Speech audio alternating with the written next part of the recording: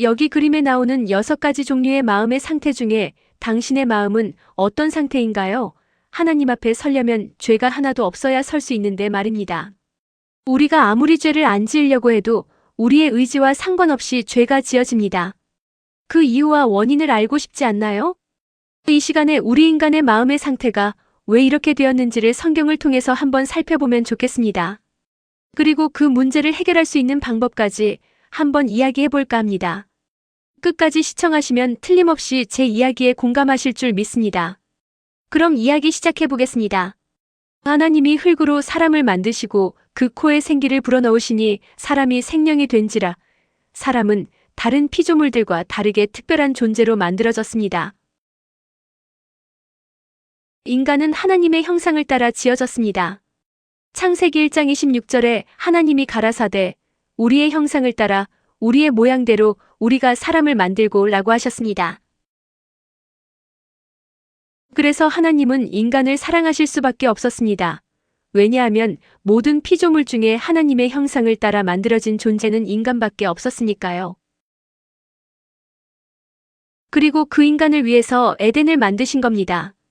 하나님이 에덴 동산의 모든 나무 실과는 다 먹어도 좋으나 동산 중앙에 있는 선악을 알게 하는 나무 실과는 먹지 말라고 하셨습니다.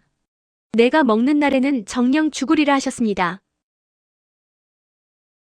하늘에서 하나님과 비교보려고 하다가 하늘에서 추방당해 땅으로 떨어진 천사가 있었습니다. 그 이름이 마귀로 바뀌고 사단이라고도 합니다. 즉 대적자라는 뜻입니다.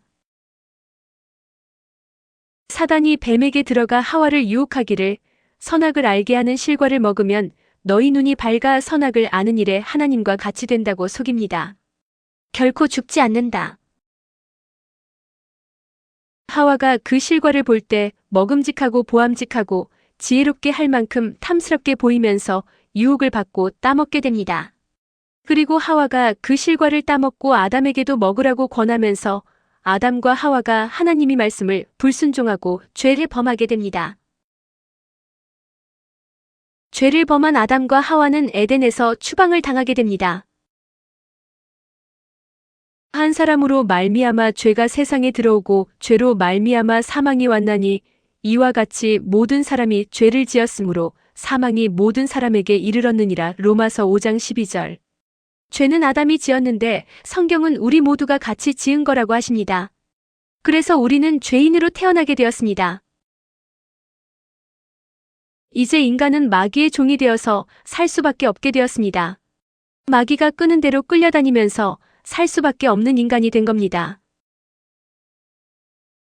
너희는 너희 아비 마귀에게서 났으니 너희 아비의 욕심을 너희도 행하고자 하느니라. 저는 처음부터 살인한 자요. 진리가 그 속에 없으므로 진리에 서지 못하고 거짓을 말할 때마다 제 것으로 말하나니 너희는 저가 거짓말장이요 거짓의 아비가 되었음이니라. 요한복음 8장 44절. 하나님을 떠난 인간들의 삶은 거짓되고 악할 수밖에 없게 되었습니다. 내가 피를 흘리면 하나님이 받아주실까? 하나님은 내가 피를 흘린다고 받지 않으십니다. 이미 죄인된 몸이기 때문입니다. 열매를 보면 나무를 안다고 했습니다. 사과나무는 사과만, 배는 배나무에서만, 포도는 포도나무에서, 바나나는 바나나 나무에서만 납니다. 만일에 어떤 나무에서 죄의 열매가 맺힌다면 그 나무는 죄의 나무인 것입니다. 겉으로 볼 때 먹음직스러워 보이는데 속을 열어보니까 벌레가 있다면 먹을 수 있겠습니까? 하나님이 보실 때 인간이 그렇습니다. 겉으로 볼 때는 괜찮아 보이고 점잖아 보이고 착해 보이는데 속을 보면 죄로 가득한 인간을 하나님은 어떻게 보실까요? 이미 도끼가 나무 뿌리에 놓였으니 좋은 열매 맺지 아니하는 나무마다 찍어 불에 던지우느니라. 마태복음 3장 10절. 옷이 더러우면 비누로, 머리가 헝클어져 있으면 샴푸로, 접시가 더러우면 세제로, 마음의 죄는 무엇으로 씻을까요? 성막의 정경입니다. 하나님은 이스라엘 백성들이 죄를 지었을 때 성막에 나와서 죄를 씻을 수 있도록 성막을 준비시켜 주셨어요. 성소 안의 모습입니다. 그 안에 들어가면 좌측에 등대가 있고 우측에 떡상이 있고 정중앙 지성소 바로 앞에 향단이 있습니다. 보통은 제사장이 여기까지는 매일 들어갈 수 있습니다. 그러나 그 안에 지성소는 1년에 한 번 대속죄일날만 들어갈 수 있었습니다. 그것도 죄를 속하기 위한 피가 들려있지 않으면 들어갈 수가 없었어요. 속죄 제사를 드리는 평민의 모습이에요. 하나님은 죄를 지은 백성이 자신의 지은 죄를 씻기 위해서 흠없는 암염소를 한 마리 끌고 와서 속죄 제사를 통해서 죄를 씻을 수 있는 제사법을 주셨습니다. 그런데 자기가 지은 죄를 넘겨주기 위해서 반드시 해야 하는 의식이 있었어요. 그게 바로 안수예요. 그가 번제물의 머리에 안수할지니 그리하면 연락되어 그를 위하여 속죄가 될지니라. 레위기 1장 4절. 즉 안수는 머리 위에 손을 얹어주는 것인데 이때 지은 죄가 넘어가는 겁니다. 그러니까 속죄 제사를 드리기 전에 반드시 안수를 먼저 해야 자기 죄가 제물에게 넘어갑니다. 제사장은 죄를 넘겨받은 제물을 성막 안에서 잡고 그 피를 찍어 먼저 번제단불에 바릅니다. 그 이유는 하나님이 보실 때 백성들의 지은 죄가 단불에 기록된다고 했습니다. 유다의 죄는 금강석 끝철필로 기록되되 그들의 마음판과 그들의 단불에 새겨졌거늘 예레미야 17장 1절 이렇게 지은 죄의 기록이 피가 발리워지면서 지워집니다. 그리고 제사장은 번제물을 단위에 불살라 여호와께 제사를 드림으로 백성의 속죄 제사가 끝이 납니다. 1년에 한 번씩 드리는 대속죄일에는 대제사장이 백성들을 대표해서 염소 2마리에게 안수하여 한 마리는 아사셀을 위하여 무인지경으로 끌고 가서 짐승에게 잡혀 먹히게 하고 한 마리는 여호와를 위하여 속죄 제물로 드립니다. 이날은 이스라엘 백성들이 1년 동안 지은 모든 죄를 씻는 날입니다.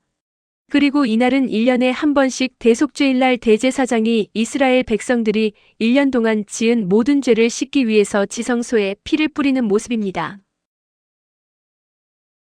이렇게 해서 대속죄일날의 속죄제사를 통해서 1년 동안의 모든 죄가 씻어집니다. 여기까지가 구약의 속죄제사법이었습니다. 그런데 구약의 속죄제사법에는 한계가 있었습니다. 그것은 바로 우리가 죄를 지을 때마다 이렇게 해야 죄가 씻어질 수 있었습니다.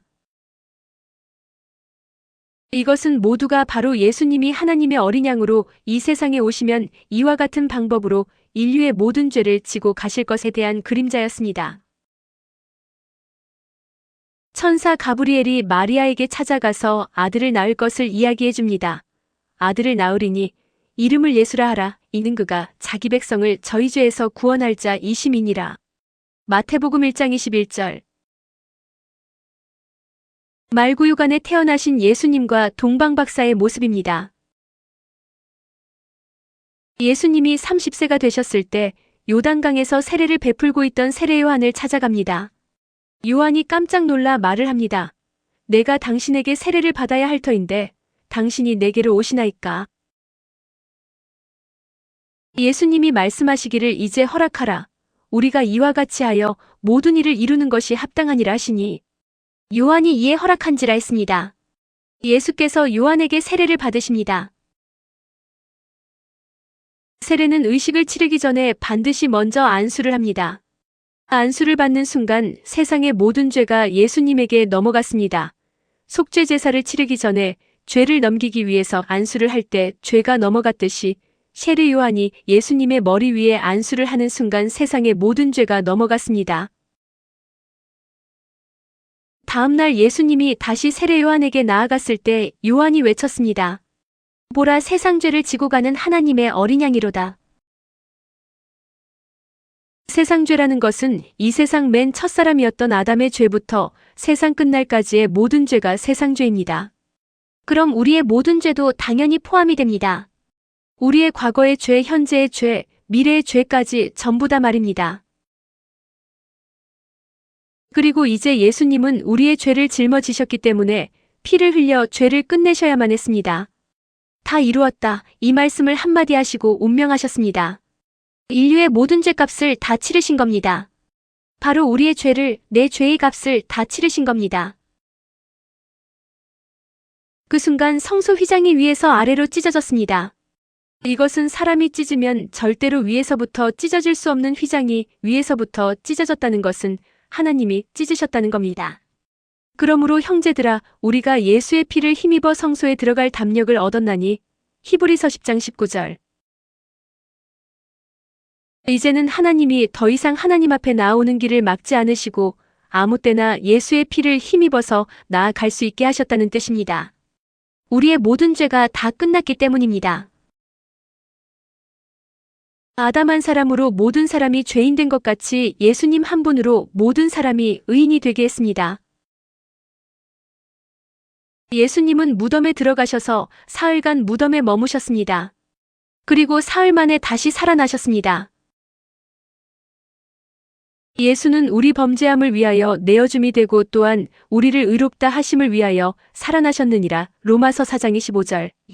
그렇습니다. 예수님의 죽으심은 우리의 죄 때문이었고 다시 살아나심은 이제 우리를 의롭다 하시기 위함이라고 했습니다. 그리고 예수님은 다시 하늘에 올라가셨습니다. 이 말씀을 마치시고 저희 보는 데서 올리워 가시니 구름이 저를 가리워 보이지 않게 하더라. 사도행전 1장 9절. 영원한 속죄를 위해서 하늘 성소에 피를 뿌리시는 예수님의 모습입니다. 이제 예수님은 하늘로 올라가셔서 하늘에 있는 참성소에 당신의 흘리신 피를 뿌리셨습니다. 그래서 영원한 속죄가 이루어진 겁니다. 염소와 송아지의 피로 아니하고 오직 자기 피로 영원한 속죄를 이루사 단번에 성소에 들어가셨느니라. 히브리서 9장 12절. 하나님은 이제 우리에게 말씀하십니다. 우리의 모든 죄가 영원히 끝났다고, 그래서 이제 의인이라고 하십니다. 여러분, 이 말씀이 놀랍지 않나요? 하나님이 이제 의롭게 되어진 우리를 위해서 영원한 하늘나라를 예비해 놓으셨습니다. 감사합니다.